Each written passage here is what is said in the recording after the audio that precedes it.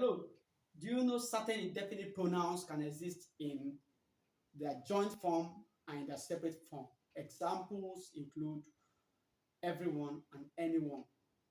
Whenever they are in their joint form in a sentence, then a verb comes immediately after them.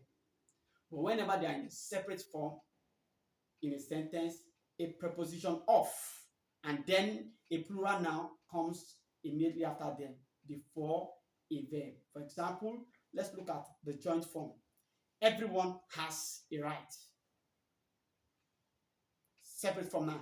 Every one of the boys has a parent. Any one of the women could have been picked. I hope you learned something new today. Thanks for watching this video and God bless you. Bye.